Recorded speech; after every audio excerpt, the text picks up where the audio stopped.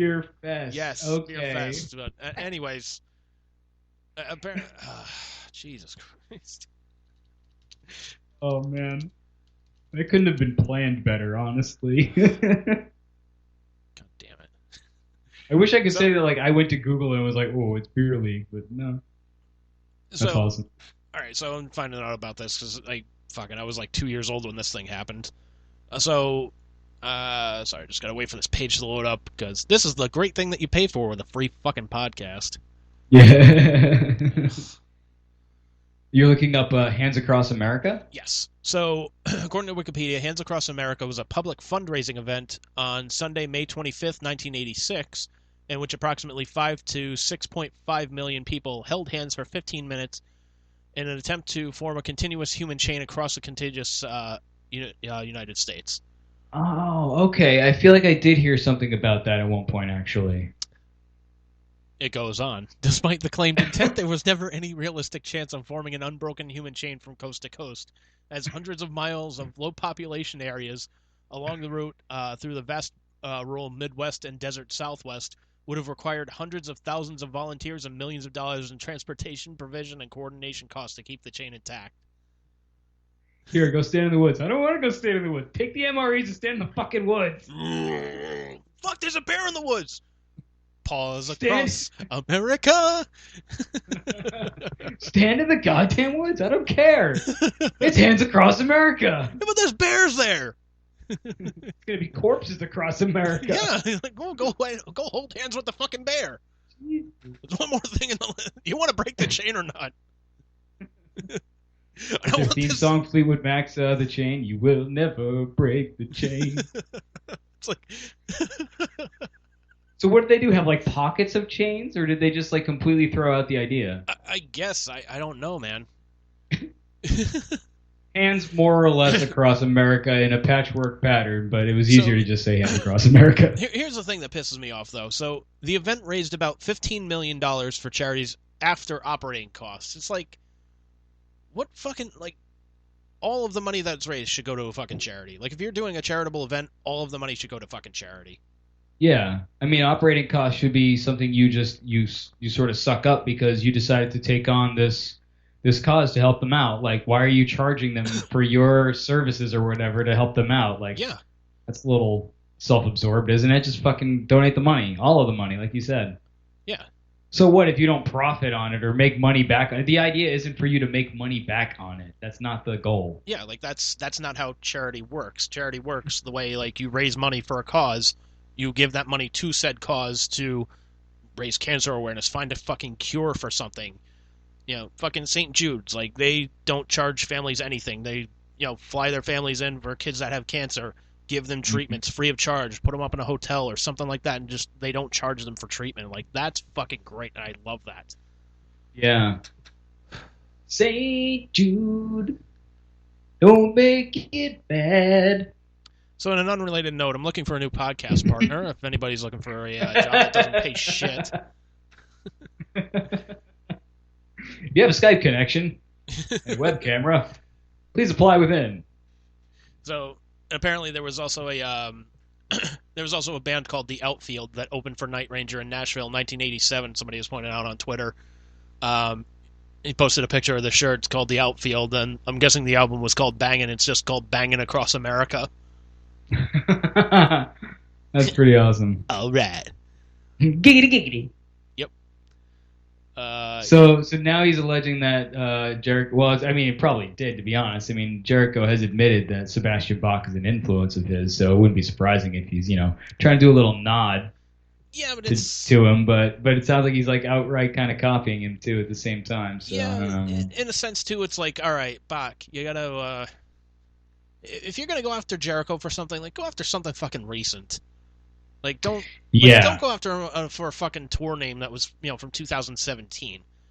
Like, you want to really go after him for something, fucking go after him for playing the fucking that Sturgis motorcycle rally and fucking 250,000 people showing up. Yeah. How many coronavirus cases popped up for that one? Exactly. Go for him after that one. Yeah, seriously, that's a good point. Yeah. Hey, remember 3 years ago? Yeah, because then you're just turning into that Yeah. Chris Farley bit. Like, you remember that tour you did from 2017 where You played 3 shows in 3 time zones? Yeah, you stole the name from me. Seriously. It's like, what the fuck, dude? Yeah. Kind of weak sauce for sure. Yeah, so Jericho's response was just to post up a link to a Wikipedia article about Johann Sebastian Bach, implying that, Sebastian, whose last name is Burke, stole his name from Sebastian Bach. Or Johann Sebastian Bach, rather. But yeah, but that's not that uncommon. I mean, is Chris Jericho's real name Chris Jericho? No, it's Chris Irvine. Okay, so post up a Wikipedia page to the fucking city of Jericho. Like, and? Well, no, he took his last name from the Halloween album, Walls of Jericho. The Halloween album? Yeah, there was. Is that a band, Halloween? Yeah, there was a band in the 80s called Halloween. I think it was called Halloween, it was Halloween, I think. And they had an album called Walls of Jericho. And he admitted his first couple pairs of tights. Fair. Well, no, he's also admitted okay, my first couple pairs of wrestling trunks and tights were inspired by the band Striper. Oh, interesting. So yeah. I mean, to be fair though, Walls of Jericho is ultimately taken, from the Bible. It's not like that band came up with that concept.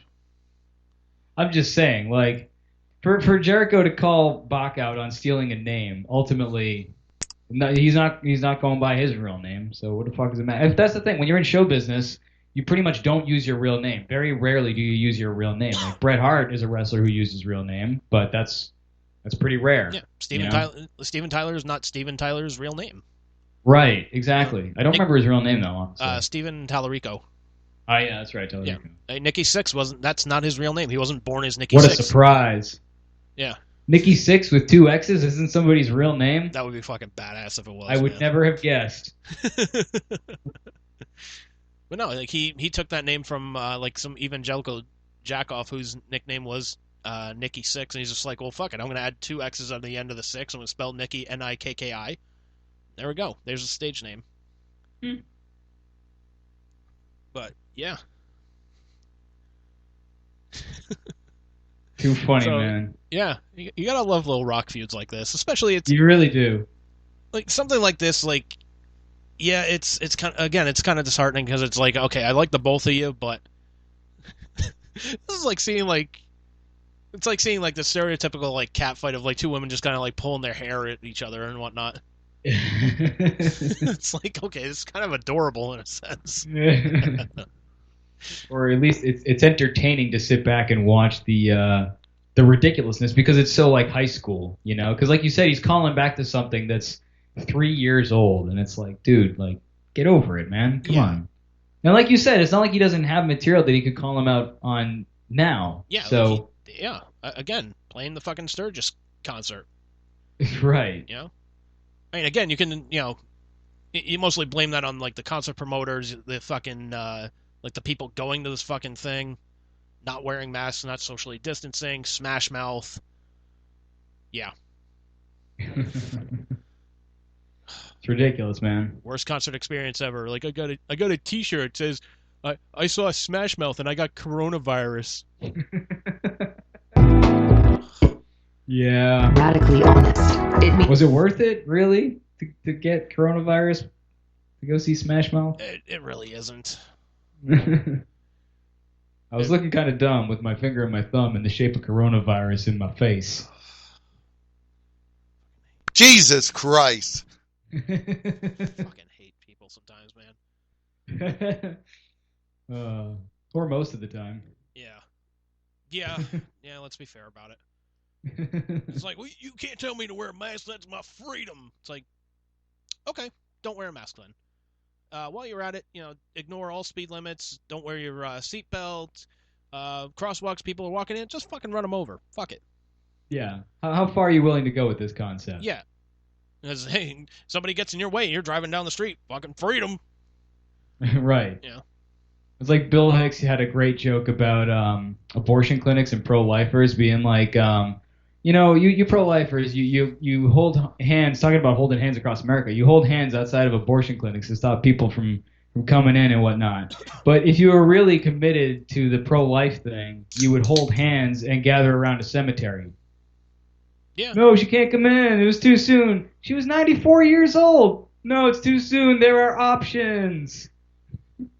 She slipped and fell and split her head open. If you're that committed to pro-life. Yeah, I mean, Carlin also pointed out, too, he's like, look, if you're pro-life and you're pre-birth, they'll do everything they can to protect you. Once you're born, you're on your own. Yeah. Like, once you're born, they don't give a fuck about you.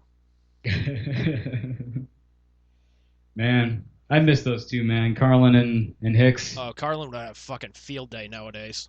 Oh, yeah, seriously. Yeah. No, I have a feeling, like, if you brought George Carlin back, like, if you had, like, the power to bring him back for, like, 24 hours, like, he'd be alive for an hour and just go, what the fuck happened? Yeah, I mean, he was always, cynical, obviously. That was kind of like his thing, but he would definitely not be happy. Yeah, he definitely wouldn't be happy, no.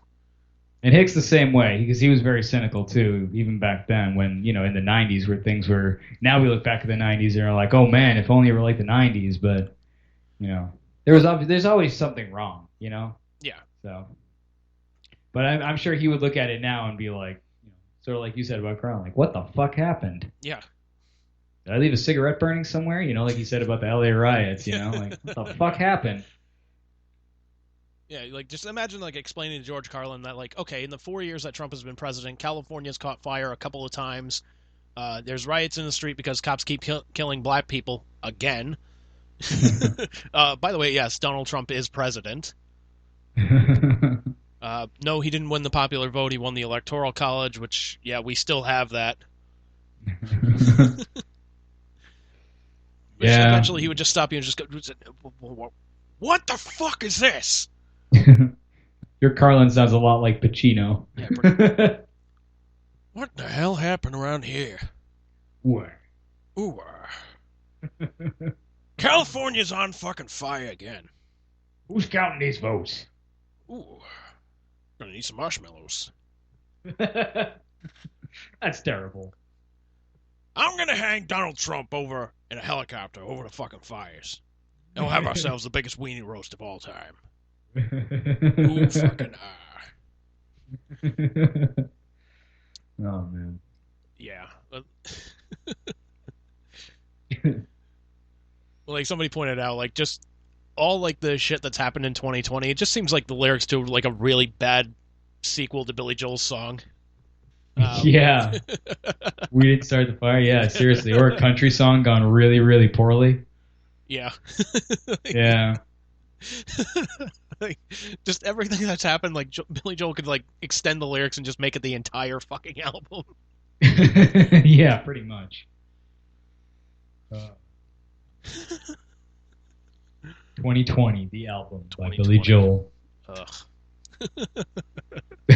Because we need this, Billy Joel.